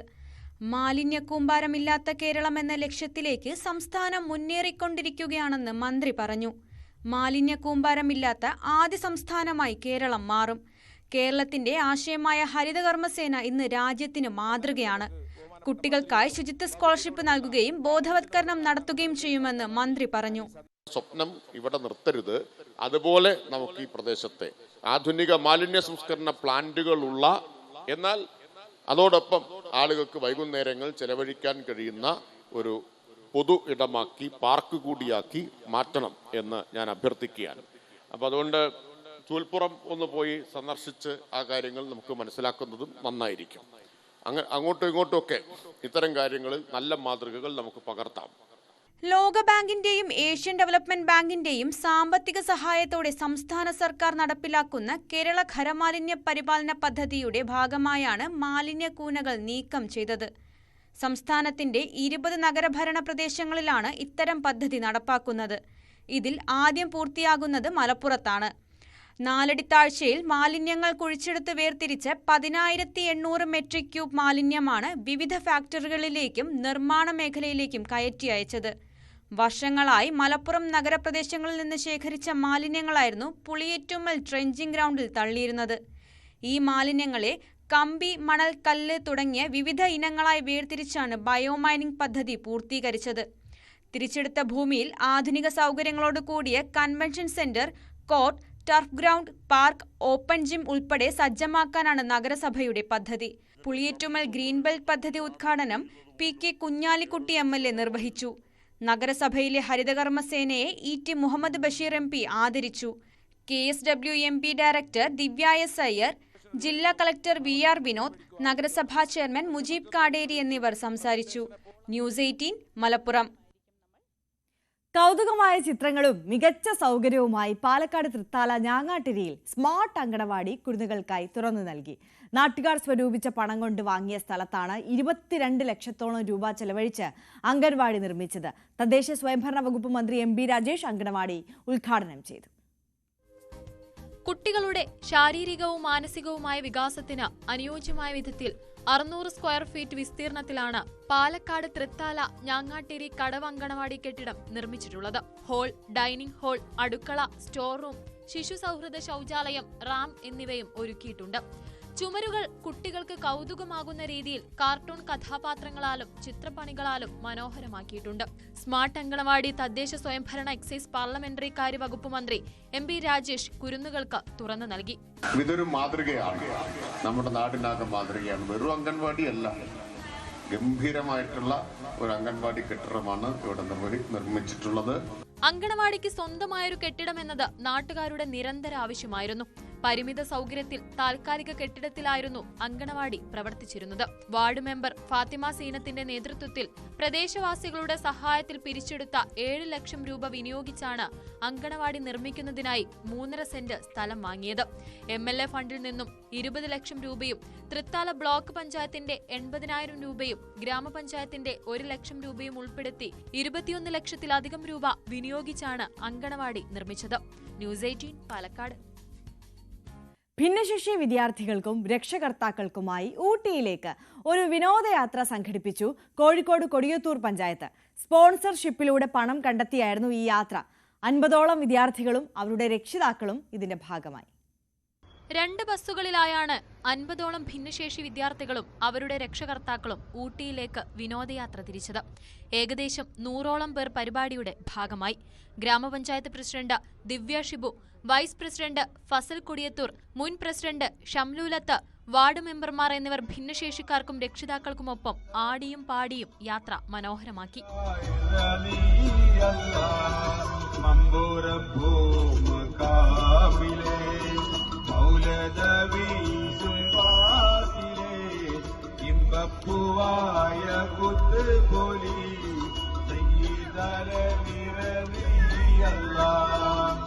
ഊട്ടിയിലെ കർണാടക ഗാർഡനും ടീ ഫാക്ടറിയും യാത്രക്കിടയിലെ വഴിയോര കാഴ്ചകളും വിദ്യാർത്ഥികൾക്കും രക്ഷിതാക്കൾക്കും പുതിയ അനുഭവമാണ് സമ്മാനിച്ചത്.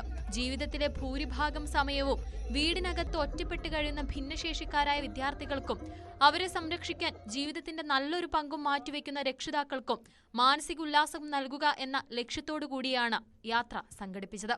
കൊടിയത്തൂർ ഗ്രാമപഞ്ചായത്ത് ഭരണസമിതിയുടെ കീഴിൽ സുമനസ്സുകളുടെ സഹായത്തോടു കൂടിയാണ് ഈ ഒരു പഠനയാത്ര ഞങ്ങൾ സംഘടിപ്പിച്ചിട്ടുണ്ടായിട്ടുള്ളത്.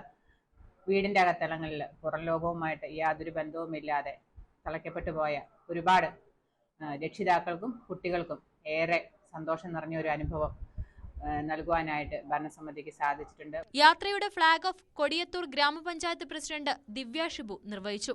വൈസ് പ്രസിഡന്റ് ഫസൽ കൊടിയത്തൂർ അധ്യക്ഷത വഹിച്ചു. നിരവധി പേരാണ് പഞ്ചായത്ത് ഭരണസമിതിയെ അഭിനന്ദിച്ചുകൊണ്ട് രംഗത്തെത്തിയത്. ന്യൂസ് 18 കോഴിക്കോട്.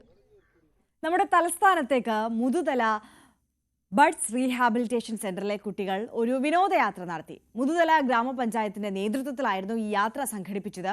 തിരുവനന്തപുരത്ത് എത്തിയ വിനോദയാത്രാ സംഘം നിയമസഭ സന്ദർശിച്ച് മുഖ്യമന്ത്രി പിണറായി വിജയനുമായി കൂടിക്കാഴ്ചയും നടത്തി.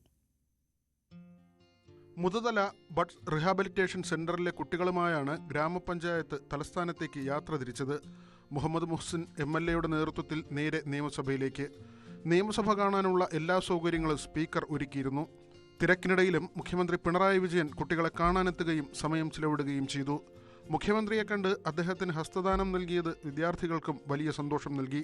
Muhammad Muhsin MLA, Muthuthala panchayat president A Anandavalli, P Shanmukhan സ്കൂളിലെ അധ്യാപിക രോഹിണി, ജനപ്രതിനിധികൾ എന്നിവരും സംഘത്തിലുണ്ടായിരുന്നു. കുട്ടികളോടൊപ്പം രക്ഷിതാക്കളും നിയമസഭ സന്ദർശിച്ചു. ശാരീരിക മാനസിക വെല്ലുവിളികൾ നേരിടുന്ന കുട്ടികൾക്ക് മികച്ച പരിചരണമാണ് സർക്കാരിന്റെ പിന്തുണയോടെ ഗ്രാമപഞ്ചായത്തും കുടുംബശ്രീയുമെല്ലാം ചേർന്ന് നൽകുന്നത്. ന്യൂസ് 18 പട്ടാമ്പി. മലപ്പുറം കുറ്റിപ്പുറത്തൊരു മെഗാ തൊഴിൽമേള നടന്നു. ഈ തൊഴിൽമേളയിലേക്ക് ഒഴുകിയെത്തിയത് 500-ലധികം ഉദ്യോഗാർത്ഥികളാണ്. ജോലി വാഗ്ദാനങ്ങളുമായി 43 കമ്പനി പ്രതിനിധികളും എത്തി. ആബിദ് ഹുസൈൻ തങ്ങൾ MLA ആണ് തൊഴിൽമേള ഉദ്ഘാടനം ചെയ്തത്. അഭ്യസ്തവിദ്യരായ ഉദ്യോഗാർത്ഥികൾക്ക് തൊഴിൽ നൽകുക എന്ന ലക്ഷ്യത്തോടെ സംസ്ഥാന സർക്കാരിന്റെ വിജ്ഞാന കേരളം പദ്ധതിയുടെ ഭാഗമായാണ് കുറ്റിപ്പുറം ബ്ലോക്ക് പഞ്ചായത്തിന്റെ ആഭിമുഖ്യത്തിൽ മെഗാ തൊഴിൽമേള സംഘടിപ്പിച്ചത്. 1200-ലധികം തൊഴിലന്വേഷകരാണ് മേളയിൽ രജിസ്റ്റർ ചെയ്തിരുന്നത്. ഇതിൽ 500-ലധികം പേർ പരിപാടിയിൽ പങ്കെടുത്തു. 1000-നടുത്ത് തൊഴിലവസരങ്ങൾ വാഗ്ദാനം ചെയ്ത 43 കമ്പനികളും മേളയിൽ എത്തിയിരുന്നു. പഠനത്തോടൊപ്പവും പഠനം കഴിഞ്ഞ് ജോലി അന്വേഷിക്കുന്നവർക്കും ഏറെ ഗുണകരമാകുന്നതിനാണ് തൊഴിൽമേള സംഘടിപ്പിച്ചത് എന്ന് ആബിദ് ഹുസൈൻ തങ്ങൾ MLA പറഞ്ഞു. ഒരു പഞ്ചായത്തിൻ്റെ, ഒരു ബ്ലോക്ക് പഞ്ചായത്തിൻ്റെ ഭരണസമിതിയുടെ കാലഘട്ടങ്ങളിൽ നടത്തുന്ന ഏറ്റവും സുസ്ഥിരമായ ഒരു പ്രവർത്തനമായി ഞാനിതിനെ കാണുകയാണ് ഈ കാലഘട്ടത്തിൽ. ബ്ലോക്ക് പഞ്ചായത്തിലെ നിരവധി അഭ്യസ്തവിദ്യരായ യുവാക്കൾക്ക് അനുയോജ്യമായ തൊഴിൽ ലഭ്യമാകുന്നില്ല എന്ന പ്രയാസം കണക്കിലെടുത്താണ് തൊഴിൽമേള സംഘടിപ്പിക്കാൻ ബ്ലോക്ക് പഞ്ചായത്ത് മുൻകൈയെടുത്തതെന്ന് പ്രസിഡന്റ് വസീമ വേളേരി പറഞ്ഞു. ഏകദേശം ഒരു 80-90% നമുക്ക് ജോബ് കൊടുക്കാൻ കഴിയും എന്നുള്ളത് തന്നെയാണ് നമ്മളൊക്കെ പ്രതീക്ഷിക്കുന്നത്. ബ്ലോക്ക് പഞ്ചായത്തിന്റെ ഏറ്റവും വലിയൊരു മുതൽക്കൂട്ടായിട്ട് തന്നെയാണ് ഭരണസമിതി ഈ ഒരു ലാസ്റ്റ് ലാപ്പിൽ കാണുന്നത്. ഇതിന് തൊഴിൽമേള KK ആബിദ് ഹുസൈൻ തങ്ങൾ MLA ഉദ്ഘാടനം ചെയ്തു. കുറ്റിപ്പുറം ബ്ലോക്ക് പഞ്ചായത്ത് പ്രസിഡന്റ് വസീമ വേളേരിയാണ് പരിപാടിയിൽ അധ്യക്ഷയായിരുന്നത്. ന്യൂസ് 18 തിരൂർ. ഇനി നമ്മൾ രാവിലെയിൽ സ്പെഷ്യൽ ഡേ സെഗ്മെന്റിലേക്കാണ് കടക്കുന്നത്. നെയ്യാറ്റിൻകര നിംസ് മെഡിസിറ്റി മാനേജിംഗ് ഡയറക്ടറും നൂറുൽ ഇസ്ലാം സർവകലാശാല പ്രോ ചാൻസലറുമായ MS ഫൈസൽ ഖാന്റെ ജന്മദിനമാണിന്ന്. ആശംസകൾ അറിയിക്കുന്നത് ജീവനക്കാരാണ്. അപ്പോൾ ഫൈസൽ ഖാന് ന്യൂസ് 18ന്റെയും എല്ലാവിധ ആശംസകളും അറിയിക്കുകയാണ്. A very happy birthday.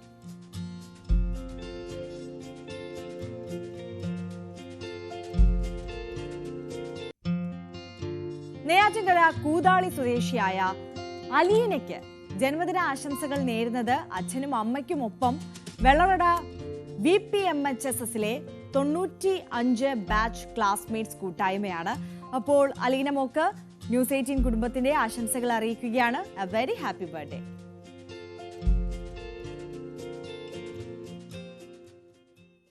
രാവിലെയുടെ സമയം ഇവിടെ അവസാനിക്കുകയാണ്. ഒരിക്കൽ കൂടി എല്ലാ പ്രേക്ഷകർക്കും ഒരു നല്ല ദിവസം ആശംസിക്കുന്നു. അപ്പോൾ വാർത്തകളൊക്കൊപ്പം ന്യൂസ് 18നോടൊപ്പം തുടരുക. ഇനി ഇടവേളയ്ക്ക് ശേഷം കാണാം പോലീസ് പെട്രോൾ.